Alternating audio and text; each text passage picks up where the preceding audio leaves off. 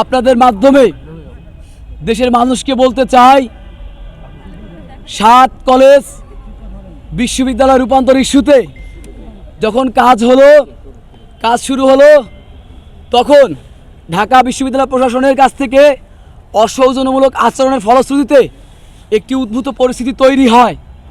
সেখানে আমাদের 7 কলেজের শিক্ষার্থীদের মধ্যে আমাদের বিশ্ববিদ্যালয় আন্দোলনের অন্যতম যোদ্ধা রাকিব সহ 42 থেকে 45 জন শিক্ষার্থী গুরুতরভাবে আহত হয়েছিল। অত্যন্ত পরিতাপের বিষয়, রাষ্ট্রের তেমন কোনো গুরুত্বপূর্ণ ব্যক্তি রাকিব এতদিন হাসপাতালে থাকার পরেও তার সাথে দেখা করতে যায়নি। যার ফলশ্রুতিতে আমরা একদিকে যেমন ব্যথিত, অপরদিকে মর্মাহত। তারা শুধুমাত্র একটি কমিটি মিটিং করে একটি প্রেস দিয়ে এত বড় একটি জঘন্য সমস্যা তারা সমাধান করতে চেয়েছিল। পরে আজকে উদ্ভূত পরিস্থিতি সমস্যা সমাধান করার জন্য স্বরাষ্ট্র মন্ত্রণালয় এবং তথ্য উপদেষ্টা নাহিদ মহোদয় 7 কলেজ শিক্ষার্থীদের একটি টিমকে ডেকেছিলেন, যারা অসুস্থ হয়েছিলেন তাদের মধ্যে কথা বলার জন্য। সেখানে আমাদের যেহেতু ঢাকা কলেজ এবং ইডেন কলেজ থেকে আহত বেশি হয়েছে, তাই এখান থেকে আমরা এই অসুস্থতার বিষয়ে কিছু শিক্ষার্থীদের সাথে কথা বলার জন্য তাদেরকে পাঠিয়েছিলাম।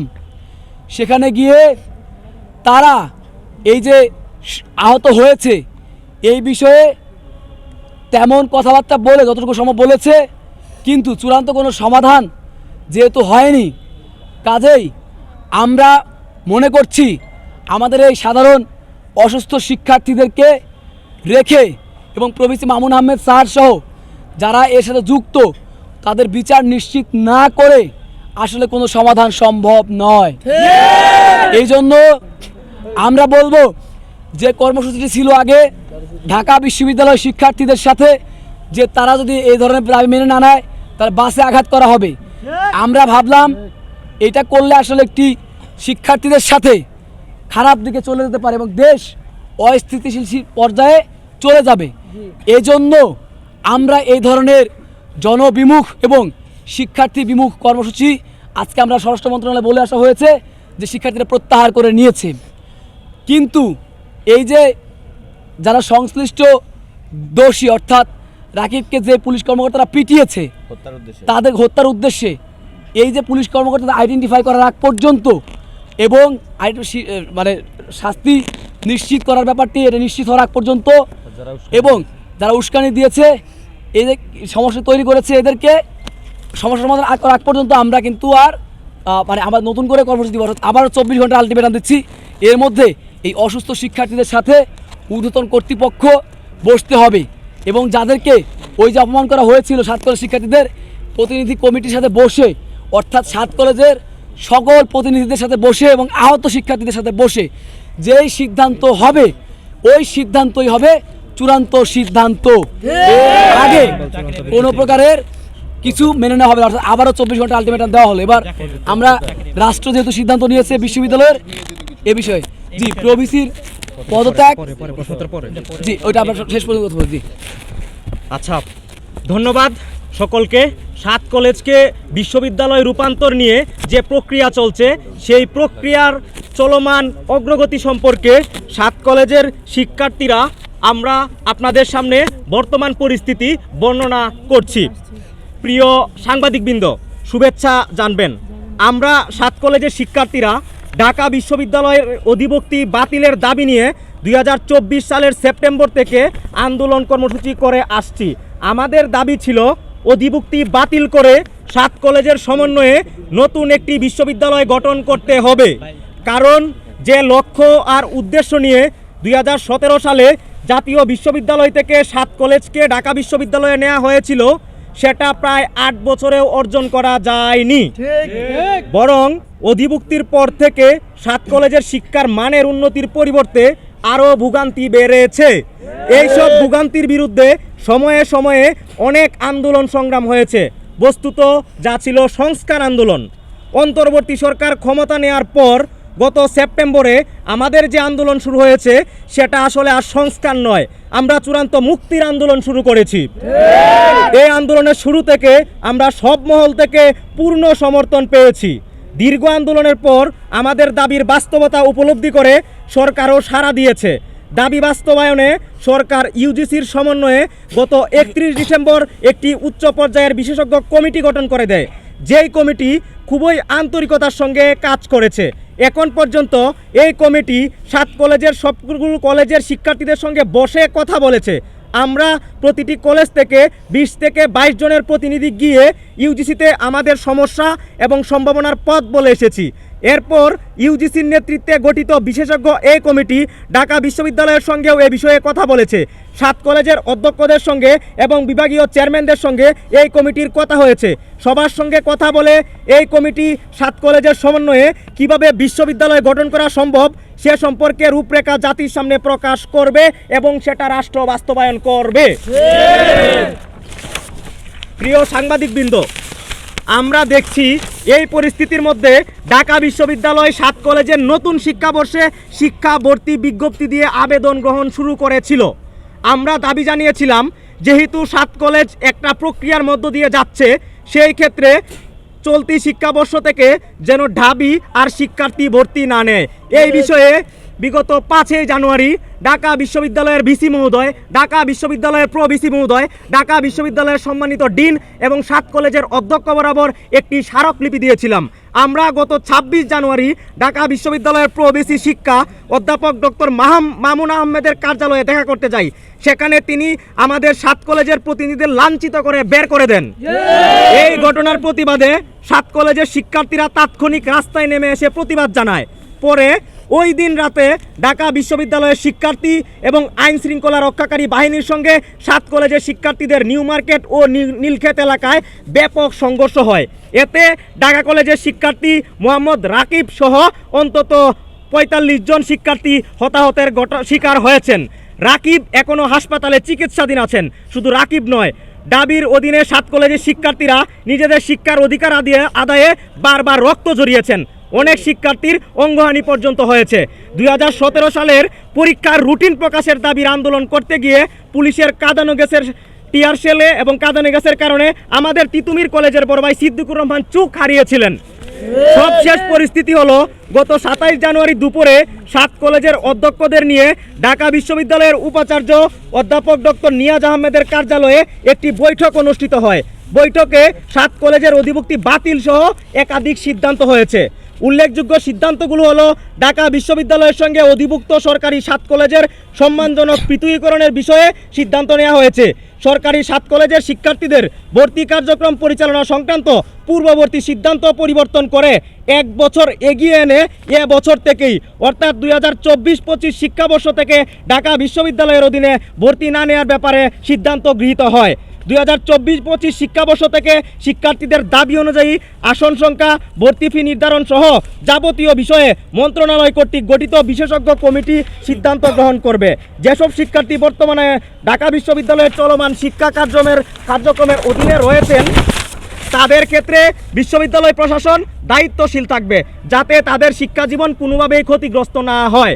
ঢাকা বিশ্ববিদ্যালয় 7 কলেজ শিক্ষার্থীদের দাবির যথার্থতা উপলব্ধি করে অধিভুক্তি বাতিলের যে সিদ্ধান্ত গ্রহণ করেছে এটার জন্য আমরা দাবি কর্তৃপক্ষকে আনুষ্ঠানিকভাবে ধন্যবাদ জানাচ্ছি। আমরা মনে করি দাবির অধীনে আমাদের সত্যিকারের কোনো কার্যকর ট্রিটমেন্ট হচ্ছিল না। দাবির নিজেদের শিক্ষার্থীরাও এমন অধিভুক্তির বিপক্ষে ছিলেন। আরও আগেই দুপক্ষের জন্য এমন সম্মানজনক পৃথকীকরণ দরকার ছিল। দেরিতে হলেও দাবি কর্তৃপক্ষ যে সিদ্ধান্ত নিয়েছে তার জন্য আমরা দাবি কর্তৃপক্ষ এবং সংশ্লিষ্ট সকলকে ধন্যবাদ জানাচ্ছি। গত বছর সেপ্টেম্বরে আমরা যে লক্ষ্যে আন্দোলন শুরু করেছিলাম সেটা ছিল ঢাকা বিশ্ববিদ্যালয়ের অধিভুক্তি বাতিল করে 7 কলেজের সমন্বয়ে একটি বিশ্ববিদ্যালয় গঠন করতে হবে। আমরা সে দাবিও প্রায় পূরণ হওয়ার পথে রয়েছে। আজ মঙ্গলবার সংবাদ মাধ্যমে খবর এসেছে মাননীয় শিক্ষা উপদেষ্টা অধ্যাপক ওয়াহিদুদ্দিন মাহমুদ বলেছেন 7 কলেজ নিয়ে নতুন একটি স্বতন্ত্র বিশ্ববিদ্যালয় করা হবে। তিনি বলেছেন নতুন বিশ্ববিদ্যালয় করতে সময়ের প্রয়োজন, এটার মডেল কি হবে সেটা নিয়ে কাজ হচ্ছে। মাননীয় শিক্ষা উপদেষ্টা শুরু থেকে আমাদের দাবির বিষয়ে ইতিবাচক ছিলেন। তিনি এর আগেও আমাদের দাবি বাস্তবায়নে বিভিন্ন সময় আশ্বস্ত করেছেন। আমাদের বিশ্বাস মাননীয় উপদেষ্টার আশ্বাস অনুযায়ী আমরা খুব শীঘ্রই নতুন বিশ্ববিদ্যালয় পাব। সাত কলেজের শিক্ষার্থীরা ঢাবির অধীনে চরম ভোগান্তির মধ্যে ছিল। সবচেয়ে বড় সমস্যা দেখা দিয়েছে ঢাবির অধীনে আমাদের পরিচয় সংকটের বিষয়টি। আমরা সরকারকে আমাদের সমস্যার বিষয়টি বোঝাতে সক্ষম হয়েছি, তারা আমাদের কথা শুনেছেন, দাবির যৌক্তিকতা উপলব্ধি করতে পেরেছেন এবং সবশেষে চূড়ান্তভাবে সাত কলেজের সমন্বয়ে একটি বিশ্ববিদ্যালয়ের আশ্বাস দিয়েছেন। সেজন্য সরকার সহ সংশ্লিষ্ট সবার প্রতি কৃতজ্ঞতা প্রকাশ করছি। আমরা পড়াশোনা করতে চাই, আমরা আপনাদের আশ্বস্ত করছি নতুন বিশ্ববিদ্যালয় হবে বিশ্ব রুল মডেল। এই পর্যায়ে সাত কলেজের শিক্ষার্থী, সাত কলেজের অধিভুক্তি বাতিল এবং ভবিষ্যৎ বিশ্ববিদ্যালয় যেন দ্রুত গতিতে কার্যক্রম এগিয়ে নিয়ে যায়, সেই কারণে আমরা যারা এতদিন পর্যন্ত বিশ্ববিদ্যালয় প্রতিষ্ঠার দাবিতে আন্দোলন করছিলাম তাদের পক্ষ থেকে 5 দফা দাবি আপনাদের সম্মুখে উত্থাপন করছি। শিক্ষা মন্ত্রণালয়ে গঠিত কমিটিকে আগামী 15 দিনের মধ্যে বিশ্ববিদ্যালয়ের রূপরেখা প্রকাশ করতে হবে। 1 মাসের মধ্যে রাষ্ট্রপতির অধ্যাদেশের মাধ্যমে বিশ্ববিদ্যালয়ের কার্যক্রম শুরু করতে হবে। সকল বর্ষের চলমান পরীক্ষা পূর্ব ঘোষিত রুটিন অনুযায়ী চলমান থাকবে। বিশ্ববিদ্যালয়ের কার্যক্রম শুরু হওয়ার সাথে সাথে চলমান সকল বর্ষের শিক্ষার্থীদের নতুন বিশ্ববিদ্যালয়ের অন্তর্ভুক্ত করতে হবে। উদ্ভূত পরিস্থিতিতে সাত কলেজের চলমান সংকট নিরসনে শিক্ষার্থী প্রতিনিধিদের সাথে শিক্ষা মন্ত্রণালয়ের উচ্চ পর্যায়ের বিশেষজ্ঞ কমিটি, শিক্ষা মন্ত্রণালয় এবং সাত কলেজের অধ্যক্ষ মহোদয় এবং সংশ্লিষ্ট স্টেক হোল্ডারদের সমন্বয়ে আগামী 2 দিনের মধ্যে একটি টেবিল টকের আয়োজন করতে হবে। যেটা বলছিলাম, যেহেতু আহত শিক্ষার্থীদের সাথে এবং যাদেরকে অপমানিত করা হয়েছিল সামষ্টিক প্রেক্ষাপটে সাত কলেজের সাথে সেভাবে তাদের কোনো অফিসিয়াল মিটিং হয়নি, আলোচনা হয়নি কি হচ্ছে প্রভিসি মামুন স্যারের এবং কি হচ্ছে অন্যান্য দোষীদের। কাজেই এটি চূড়ান্ত হওয়ার আগ পর্যন্ত আমরা 24 ঘন্টা আলটিমেটাম দিলাম। এরপরে রাকিব সহ সবাই যারা আহত হয়েছে আমরা সামষ্টিকভাবে বসে পরবর্তী কার্যক্রম সিদ্ধান্ত আমরা জানাবো যে আসলে কি করা যায়। এখন কথা হচ্ছে এই বিশ্ববিদ্যালয় প্রশাসন গঠন করতে গিয়ে যারা রক্ত নিয়েছে তাদের সাথে আলোচনার মাধ্যমে সমাধান যদি হয় সেটা একটা সমাধান হতে পারে, কিন্তু তাদের জন্য আমরা আপাতত শুধুমাত্র রাষ্ট্রীয় বিশৃঙ্খলা এড়ানোর জন্য থানা ঘেরাও কর্মসূচি এবং যে আমাদের ওই যে বাস ভাঙচুরের ব্যাপারটি আটকানোর ব্যাপারটি এখান থেকে বেরিয়ে এসেছি। কিন্তু 24 ঘন্টা পরে আমরা আবার কি কর্মসূচি দেওয়া যায় সেটি নিয়ে একটি রূপরেখা প্রণয়ন করে জাতির সামনে তুলে ধরবো। আর এর মধ্যে যদি আলোচনা করে সমাধান করা যায় তাহলে সেটিও আমরা ওই সাংবাদিক সম্মেলনের মাধ্যমে রাষ্ট্রকে জানিয়ে দিব। জি মহাপু যে বিষয়টা সেটা ক্লিয়ার করবে এখন। আমাদের আজকে যে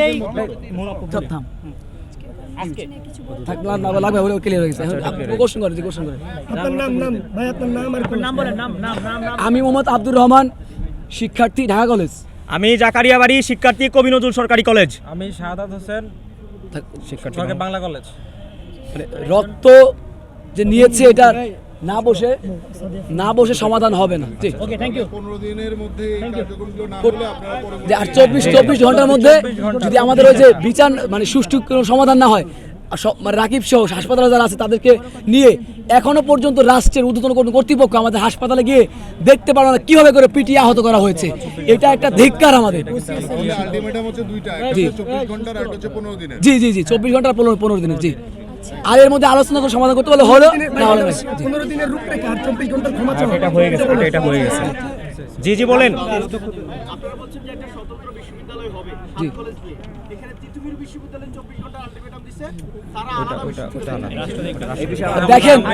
দেখেন আপনারা জানেন এই রাষ্ট্রের কোনো শিক্ষার্থী কিছু চাইলে সেখানে আরেকজন শিক্ষার্থীকে বাধা দিতে পারে না। শিক্ষার্থী হয়ে তিতুমিরের কিছু শিক্ষার্থী যদি বিশ্ববিদ্যালয় চায় সেখানে আমাদের কোনো কথা থাকতে পারে না।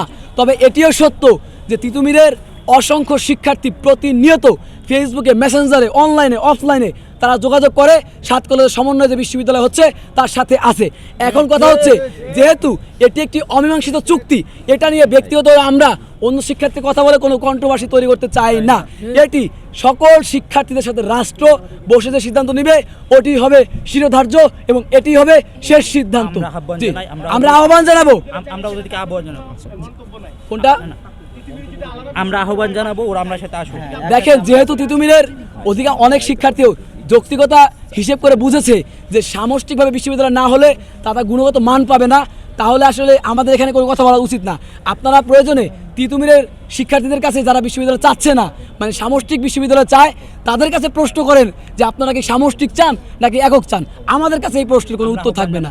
আমরা আহ্বান জানাবো, রাষ্ট্র যেহেতু 7টি প্রতিষ্ঠান নিয়ে এবং 7টি প্রতিষ্ঠান যেহেতু একসাথে শোষিত হয়েছি, তাহলে আন্তর্জাতিক বিশ্ববিদ্যালয় করার জন্য তিতুমিরকেও আমরা আহ্বান জানাই যে আমাদের সাথে যুগপতভাবে এই সমাধানটিতে আসবেন। তবে তাদের সকল শিক্ষার্থীর সিদ্ধান্ত হবে তারা কি চায়। এই জন্য আমরা বলবো, যদি কোনো কন্ট্রোভার্সিয়াল ইস্যু আপনাদের জানতে ইচ্ছে করে, তাহলে যারা আমাদের সাথে বিশ্ববিদ্যালয় চায় তিতুমিরের, তাদের কাছে প্রশ্ন করবেন এবং আশা করছি সেখানে সঠিক উত্তরটি পাবেন। 24 ঘন্টার ভিতরে যে দাবি করেছেন, 24 ঘন্টায় দাবি পূরণ না হলে আপনাদের স্টেপ কি হবে? জি। আপনারা বলছেন যে গাড়িতে হামলা করলে এটা জনদুর্ভোগ সৃষ্টি জি জি জি দেখেন যে যদি মানে গাড়িতে আমরা আবার এই 24 ঘন্টার মধ্যে সমাধান না হলে, অর্থাৎ এই যে বিচারাধীন যে প্রক্রিয়াটি এবং হাসপাতালে আমাদের যে ভাই বোনরা এখনও আছে, ভাইয়েরা, তাদের সাথে কথা না বলে আমাদের যারা বসছিলাম যাদেরকে অপমান করে বের করে দিয়ে তাদের সাথে বসে কোনো সমাধান করে না পারলে, তারপরে আমরা 24 ঘন্টা পরে কনফারেন্স করে আবার বলে দিব যে আসলে আলটিমেটলি কী হয় না হয়। জি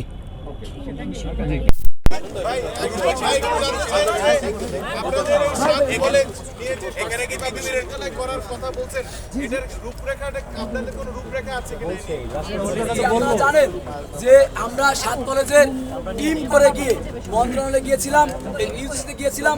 আমরা আমাদের মতো করে সমাধানের পথটি কেমন হতে পারে সেটি রাষ্ট্রকে বলে এসেছি।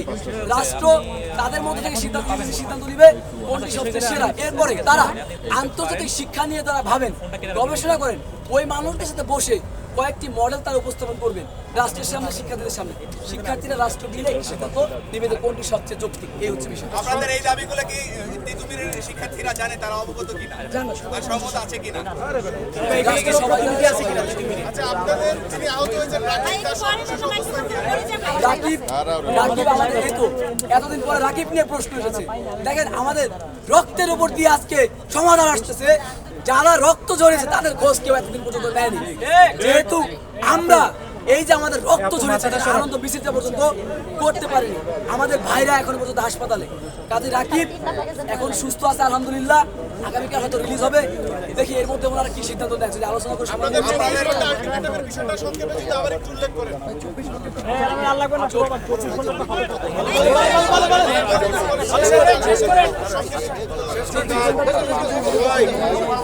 ওইটা 24 ঘন্টা আগামীকাল ঠিক এই সময়